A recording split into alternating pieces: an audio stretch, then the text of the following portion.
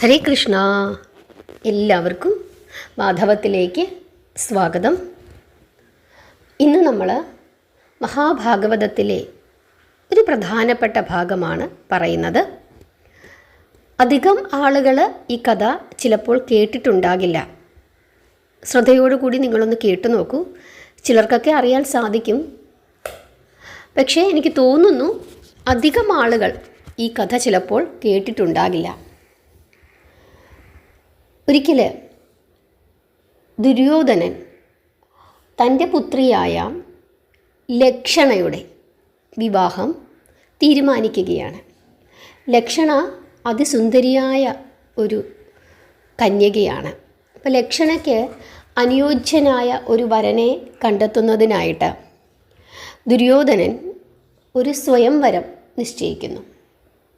അങ്ങനെ എല്ലാവരെയും ദുര്യോധനൻ എല്ലാ രാജ്യത്തിലുള്ള രാജാക്കന്മാരെയും പ്രഭുക്കന്മാരെയും എല്ലാവരെയും തന്നെ ദുര്യോധനൻ സ്വയംവരത്തിന് ക്ഷണിച്ചു. പക്ഷേ ദ്വാരകയിൽ ക്ഷണിച്ചില്ല. അതിന് കാരണം ദുര്യോധനൻ പറയുന്നത് പാണ്ഡവരുടെ സ്നേഹിതരാണ്, അവരുടെ ബന്ധുക്കളാണ്. അതുകൊണ്ട് പാണ്ഡവരോട് വിരോധമുണ്ട്. അതുകൊണ്ട് അവരുടെ ബന്ധുക്കളെ, അവരുടെ സ്നേഹിതന്മാരെ വിളിക്കേണ്ടുന്ന ആവശ്യമില്ല എന്ന നിലപാടിൽ ദ്വാരകയിൽ ആരെയും തന്നെ ഈ സ്വയംവരത്തിന് ക്ഷണിച്ചില്ല. ഈ വിവരം നമ്മുടെ സാമ്പൻ അറിയുകയാണ്. സാമ്പൻ ആരാണ്? ഭഗവാൻ ശ്രീകൃഷ്ണൻ്റെ പുത്രനാണ്. അമ്മയാരാണ്? ജാംബവതി. ജാംബവതിയുടെയും ശ്രീകൃഷ്ണൻ്റെയും പുത്രനായ സാമ്പൻ ഈ വിവരം അറിഞ്ഞപ്പോൾ ഒരു കുസൃതിക്ക്, ഒരു രസത്തിന് അവിടെ പോകാം എന്ന് തീരുമാനിച്ചു. അങ്ങനെ സാമ്പൻ ഹസ്തിനപുരിയിൽ എത്തിച്ചേർന്ന് ഈ സ്വയംവരം നടക്കുന്ന ആ മണ്ഡപത്തിൽ എത്തുകയാണ്. എന്നിട്ട് ഈ കന്യകയെ ബലമായി പിടിച്ചുകൊണ്ട് പോവാനായിട്ട് ഒരുങ്ങുന്നു. ഈ വിവാഹ മണ്ഡപമാണ്, സ്വയംവര മണ്ഡപമാണ്. ഈ സ്വയംവര മണ്ഡപത്തിൽ കന്യക നടന്നു വരുന്ന സമയത്ത് ഈ സാമ്പൻ ഓടിച്ചെന്ന് ഈ കന്യകയുടെ കയ്യിൽ കയറി പിടിച്ചിട്ട് ബലമായിട്ട് അപഹരിച്ചു കൊണ്ട് പോകുന്നതിനായിട്ട് ശ്രമിക്കുകയാണ്. ശരിക്കും പറഞ്ഞു കഴിഞ്ഞാൽ ഈ ജാംബവതി ആരാണ്? ജാംബവാൻ്റെ പുത്രിയാണ്. അപ്പോൾ ഒരു മൃഗസ്വഭാവം ഉണ്ട്. അപ്പോൾ ജാംബവതിയുടെ കുട്ടിയാണല്ലോ. അപ്പോൾ അങ്ങനെയുള്ള ചില ചാബല്യങ്ങളും കൂടിയുണ്ട് എന്നാണ് പറയുന്നത്. ഭാഗവതം അങ്ങനെയാണ് പറയുന്നത്. ഈ സാമ്പനാണ് യദുവംശം നശിക്കുന്നതിനും കാരണക്കാരനായത്. അത് നമുക്ക് പിന്നീട് അങ്ങോട്ട് പോകുന്ന സമയത്ത് മനസ്സിലാകും. അങ്ങനെ ഈ കന്യകയെ പിടിച്ചുകൊണ്ട് പോകാൻ ശ്രമിച്ച സാമ്പനെ അവരെല്ലാവരും കൂടി പിടിച്ചു കെട്ടാനായിട്ട് ശ്രമിക്കുന്നു. അങ്ങനെ അവിടെ ഒരു യുദ്ധം നടക്കുന്നു.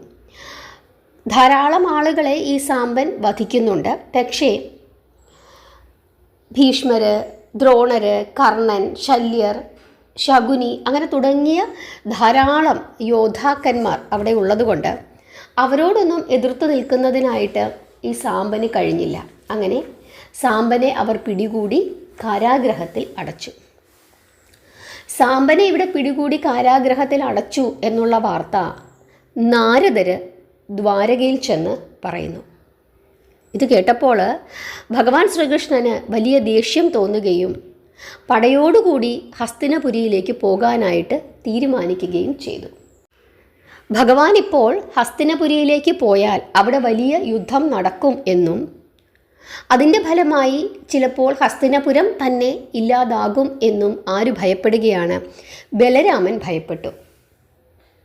പ്രത്യേകിച്ച് ദുര്യോധനനോട് ഒരു വലിയ സ്നേഹമുണ്ട് ബലരാമന്. കാരണം തൻ്റെ ശിഷ്യനാണ്. അങ്ങനെ ബലരാമൻ വന്നിട്ട് കൃഷ്ണനോട് പറയുകയാണ്, ഇപ്പോൾ നീ അങ്ങോട്ട് പോകണ്ട, കാര്യങ്ങൾ വളരെ രമ്യമായി പരിഹരിക്കേണ്ട ആവശ്യം നമുക്കുണ്ട്. നമ്മുടെ ഭാഗത്തും തെറ്റുണ്ട്, സാമ്പൻ ചെയ്തത് തെറ്റാണ്. ഞാൻ അവിടെ പോയിട്ട് കാര്യങ്ങളെല്ലാം ധരിപ്പിച്ച് സാമ്പനെയും കൊണ്ടുവരാം, ഇപ്പോൾ അങ്ങോട്ട് പോകണ്ട എന്ന് ബലരാമൻ കൃഷ്ണനോട് പറയുകയും കൃഷ്ണൻ അത് അനുസരിക്കുകയും ചെയ്തു. അതിനുശേഷം ബലരാമൻ ഹസ്തിനപുരിയിലേക്ക് പോവുകയാണ്. അങ്ങനെ ബലരാമൻ ഹസ്തിനപുരിയിൽ എത്തി. അവിടെ എത്തി എന്നുള്ള വിവരം ദുര്യോധനൻ അറിഞ്ഞു. ദുര്യോധനൻ തൻ്റെ ഗുരുവാണ് പുറത്തു വന്ന് ഗുരുവിനെ സ്വീകരിച്ച് പൂജിച്ച് അകത്ത് കൊണ്ടുപോയി ഇരുത്തി കാര്യങ്ങളൊക്കെ ചോദിക്കാനായിട്ട് തുടങ്ങുന്ന ആ സമയത്ത് അമ്മാവനായ ശകുനി ദുര്യോധനനോട് പറയുകയാണ്, എന്തിനാണ് ഈ ബലരാമൻ വന്നത് എന്നറിയാമോ? സാമ്പനെ ഉപായത്തിൽ തിരിച്ചു കൊണ്ടുപോകുന്നതിന് വേണ്ടിയിട്ടാണ്, അത് പറയുന്നതിന് വേണ്ടിയിട്ടാണ് ഇപ്പോൾ ഇങ്ങോട്ട് വന്നിരിക്കുന്നതെന്ന് ശകുനി, അമ്മാവനായ ശകുനി ദുര്യോധനനോട് പറയുകയാണ്. ദുര്യോധനനും വിചാരിച്ചു, ആ ശരിയാണ്, ഇതിനായിരിക്കും ഇപ്പോൾ ഇങ്ങോട്ട് വന്നത്. ഒരു കാരണവശാലും ആര് പറഞ്ഞാലും സാമ്പനെ വിടില്ല എന്നുള്ള തീരുമാനത്തിലാണ് ദുര്യോധനനും.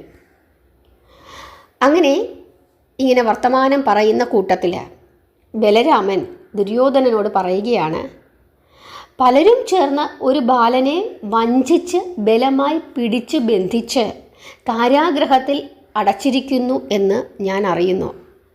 അത് സാമ്പനല്ലേ? കൃഷ്ണപുത്രനായ സാമ്പനല്ലേ? അത് ധർമ്മമല്ല, അവൻ ബാലനല്ലേ? അവനെ മോചിപ്പിക്കണം. ഇത് ഉഗ്രസേന മഹാരാജാവിൻ്റെ സന്ദേശമാണ്. ആ സന്ദേശവും കൊണ്ടാണ് ഞാനിപ്പോൾ വന്നിരിക്കുന്നത് എന്ന് ബലരാമൻ ദുര്യോധനനോട് പറയുകയാണ്. അപ്പോൾ വളരെ പുച്ഛസ്വരത്തിലാണ് ദുര്യോധനൻ തിരിച്ചു ചോദിക്കുന്നത്, എന്താണ് അങ്ങ് പറയുന്നത്? ഉഗ്രസേന മഹാരാജാവോ? ഉഗ്രസേനൻ മഹാരാജാവാണോ? എന്താണ് അങ്ങിങ്ങനെ പറയുന്നത്? ഇങ്ങനെയൊക്കെ പറയാമോ? അങ്ങ് ബുദ്ധിമാനല്ലേ, എൻ്റെ ഗുരുവല്ലേ? എൻ്റെ ഗുരുവായതുകൊണ്ടും നമ്മൾ തമ്മിൽ ചെറിയ ബന്ധങ്ങളൊക്കെ ഉള്ളതുകൊണ്ടും ഞാനിതുവരെ അതൊന്നും ചോദ്യം ചെയ്തിട്ടില്ല എന്ന് മാത്രമേ ഉള്ളൂ. രാജത്വം ഇല്ലാത്തവൻ എങ്ങനെ രാജാവാകും? ഞങ്ങളുടെ ദാക്ഷിണ്യം കൊണ്ട് യാദവന്മാർക്ക് രാജചിഹ്നങ്ങളായ കുടയും വെൺചാമരവും ആലവട്ടവുമൊക്കെ ലഭിച്ചു. ഇതെല്ലാം സ്വയം അറിഞ്ഞിരുന്നു കൊണ്ട് രാജേന്ദ്രനാണ് എന്നും പറഞ്ഞ് ഞെളിഞ്ഞു വന്നാൽ അതൊക്കെ അടക്കി താഴെ വിപ്പിക്കാനും ഞങ്ങൾക്കറിയാം. രാജവംശജരാണ് ഇങ്ങനെ പറയുന്നതെങ്കിൽ അത് കേൾക്കാൻ ഒരു സുഖമുണ്ട്. രാജാക്കന്മാരല്ലാത്തവർ ഇങ്ങനെ ഡംഭു പറഞ്ഞാൽ അത് വകവെച്ചു തരാൻ ഒരു കുഞ്ഞു പോലും കാണുകയില്ല. നിങ്ങളുടെ സാമ്പനെ ഞാൻ കാരാഗൃഹത്തിൽ പിടിച്ചിട്ടിട്ടുണ്ട്, പക്ഷേ വിട്ടുതരാൻ ഞങ്ങൾ ഉദ്ദേശിക്കുന്നില്ല. അവനെ മോചിപ്പിക്കുവാൻ ഉഗ്രസേനൻ രാജാവാണ് എന്ന് ഭാവിച്ച് അഹങ്കാരത്തോടെ പടയുമായി ഇങ്ങോട്ട് വന്നാൽ വന്നവർ നല്ല പാഠം പഠിച്ചേ തിരിച്ച് പോവുകയുള്ളൂ. ഭീഷ്മരും ദ്രോണരും കർണനും ശല്യരുമൊക്കെ ഇവിടെ ഉള്ളിടത്തോളം കാലം ഉഗ്രസേനന് ഇവിടെ വന്ന് ജയിച്ചു പോകുവാൻ സാധ്യമല്ല. ഇന്ദ്രപ്രസ്ഥത്തിലെ ധർമ്മപുത്രരും അർജുനനുമൊക്കെ നിങ്ങളെ വകവെച്ച് തരുമായിരിക്കും, പക്ഷേ അതിവിടെ നടക്കില്ല. ഞങ്ങളാരും നിങ്ങളെ വകവയ്ക്കില്ല. ഇങ്ങനെ അഹങ്കാരത്തോടുകൂടി ദുര്യോധനൻ ബലരാമൻ്റെ മുഖത്തു നോക്കി പറയുകയാണ്. ദുര്യോധനൻ്റെ ഇത്തരത്തിലുള്ള വാക്കുകൾ കേട്ടപ്പോൾ ബലരാമൻ്റെ മുഖം രക്തവർണമായി. ഹൃദയത്തിൽ കോപാഗ്നി ആളിക്കത്തി. അദ്ദേഹം വിചാരിച്ചു, അഹങ്കാരം കൊണ്ട് മതോന്മത്തനായിരിക്കുന്ന ഇവൻ്റെ മുമ്പിൽ ഇങ്ങനെയുള്ള വർത്തമാനം പറഞ്ഞിട്ട് യാതൊരു കാര്യവുമില്ല. ഇവനോട് യുദ്ധം ചെയ്യാൻ പുറപ്പെട്ട കൃഷ്ണനെ പിന്തിരിപ്പിച്ച് സമാധാനമുണ്ടാക്കാം എന്ന് പറഞ്ഞു പോന്ന ഞാനിപ്പോൾ വിഡ്ഢിയായി. ഇവനുമായി യുദ്ധം ചെയ്യാൻ പുറപ്പെട്ടാൽ അതും എനിക്കൊരു കുറവാണ്. അതിനാൽ കുറച്ചുകൂടി ക്ഷമ ആകാം, അതായിരിക്കും ഉത്തമം എന്ന് ബലരാമൻ വിചാരിച്ചു. അതിനുശേഷം അല്പം പരിഹാസത്തോടുകൂടി ചോദിക്കുകയാണ്, ഹേ ദുര്യോധന മഹാരാജാവേ, രാജേന്ദ്ര മകുടകുല അലങ്കാരമേ, യദുവംശത്തിന് രാജത്വമില്ല എന്ന് അങ്ങ് പറഞ്ഞത് എന്തു ന്യായം വെച്ചുകൊണ്ടാണ്? എന്തടിസ്ഥാനത്തിലാണ്? പൂർവിക പിതാവായ യയാതി പറഞ്ഞതാണോ അങ്ങയുടെ പ്രമാണം?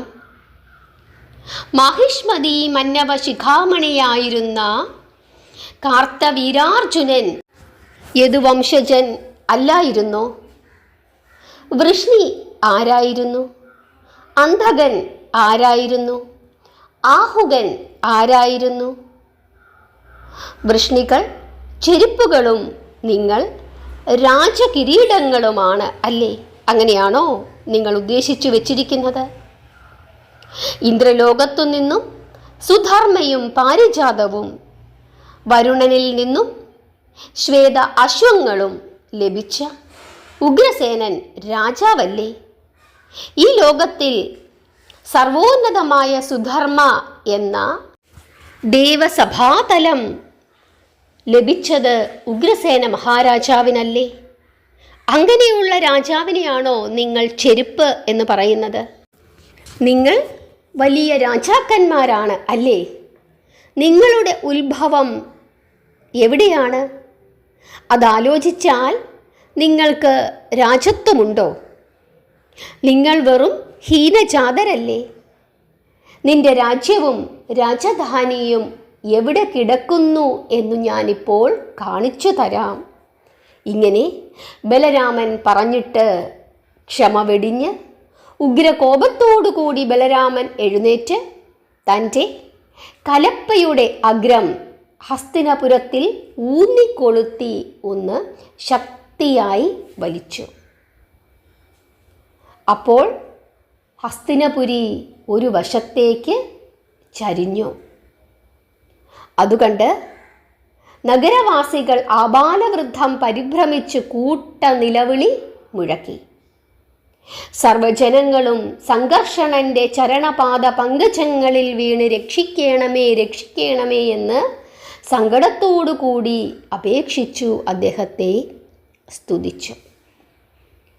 ഭീഷ്മർ നീലാംബരൻ്റെ തൃക്കാലടികളിൽ പ്രണമിച്ചുകൊണ്ട് അഹങ്കാരികളുടെ അപരാധം കാരുണ്യപൂർവം ക്ഷമിച്ചു മാപ്പു നൽകണമേ എന്ന് അഭ്യർത്ഥിച്ചു. രാമൻ ശാന്തനായി. തൻ്റെ കലപ്പ ഭൂമിയിൽ നിന്നും വിടുവിച്ചു. എങ്കിലും ഹസ്തിനപുരം ഗംഗയിലേക്ക് ചരിഞ്ഞു തന്നെ നിന്നു. ഒരൽപ്പം ചരിവ് ഇപ്പോഴും അവിടെ കാണപ്പെടുന്നുണ്ട്. സുയോധനൻ തൻ്റെ സർവ്വ അപരാധങ്ങളും പുറത്തു തനിക്ക് മാപ്പു നൽകണം എന്ന് അപേക്ഷിച്ചുകൊണ്ട് ഗുരുനാഥൻ്റെ പാദപത്മങ്ങളിൽ വീണു നമസ്കരിച്ചു. അതിനുശേഷം പുത്രിയെയും സാമ്പനെയും ബലരാമൻ്റെ മുമ്പിൽ കൊണ്ടുവന്ന് തൃപ്പാദങ്ങളിൽ സമർപ്പിച്ചു. 12,000 ഗജവീരന്മാരും 10,000 അശ്വങ്ങളും കനകമയ രമണീയങ്ങളായ 6,000 രഥങ്ങളും 8 ഭാരം സ്വർണരത്നാദികളും മകളോടുള്ള വാത്സല്യത്തിൻ്റെ പേരിൽ കന്യാധനമായി ദുര്യോധനൻ ബലരാമന് ദാനം ചെയ്തു. ഇവയെല്ലാം സന്തോഷപൂർവം സ്വീകരിച്ച് ലക്ഷണയോടും സാമ്പനോടും കൂടി ബലരാമൻ സന്തോഷത്തോടുകൂടി ദ്വാരകയിലേക്ക് തിരിച്ചു. അവരുടെ ആ യാത്രയ്ക്ക് അകമ്പടിയായി ദുര്യോധനനും പരിവാരങ്ങളും അവരെ അനുഗമിച്ചു. അങ്ങനെ ലക്ഷണയുടെയും സാമ്പൻ്റെയും വിവാഹം അത്യാഡംബരപൂർവം ദ്വാരകയിൽ വെച്ച് ആഘോഷിക്കപ്പെട്ടു. താൻ ദുര്യോധനനുമായി യുദ്ധം ചെയ്ത് അവനെ വധിച്ചാൽ ഭാവിയിൽ നടക്കേണ്ടതായ ഭാരതയുദ്ധം പിന്നെ നടക്കുകയില്ല. ആ യുദ്ധം നടക്കണം, അത് അനിവാര്യമാണ്. അനവധി ദുഷ്ടന്മാരെ വധിക്കുന്നതിന് വേണ്ടിയിട്ടുള്ള ഒരു യുദ്ധമാണ് അത്.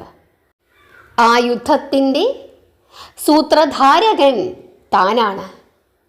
ഇങ്ങനെയുള്ള ചിന്തകളിലാണ് ഭഗവാൻ ജ്യേഷ്ഠൻ്റെ വാക്കുകളെ അനുസരിച്ചത്. അങ്ങനെ യദുവംശത്തിൻ്റെ നാശത്തിനു കാരണക്കാരനായ ഭഗവാൻ ശ്രീകൃഷ്ണൻ്റെയും ജാമ്പവതിയുടെയും പുത്രനായ സാമ്പൻ്റെയും ദുര്യോധനൻ്റെ പുത്രിയായ ലക്ഷണയുടെയും വിവാഹം ദ്വാരകയിൽ വെച്ച് ശ്രീകൃഷ്ണൻ്റെയും ബലരാമൻ്റെയും ദുര്യോധനൻ്റെയും ഉഗ്രസേന മഹാരാജാവിൻ്റെയും സാന്നിധ്യത്തിൽ ഭംഗിയായി ആഘോഷിക്കപ്പെട്ടു. ഹരേ കൃഷ്ണ. ഈ കഥ നിങ്ങൾക്ക് എത്ര പേർക്കറിയാമായിരുന്നു? നിങ്ങൾ കമൻ്റ് ഇടൂ. ഈ കഥാഭാഗം നിങ്ങൾക്ക് ഇഷ്ടപ്പെട്ടെങ്കിൽ ഇഷ്ടപ്പെട്ടു എന്ന് നിങ്ങൾ പറയണം. ഇഷ്ടപ്പെട്ടില്ലെങ്കിൽ അതും നിങ്ങൾ പറയണം. എല്ലാവരെയും ഭഗവാൻ അനുഗ്രഹിക്കട്ടെ. ഹരേ കൃഷ്ണ.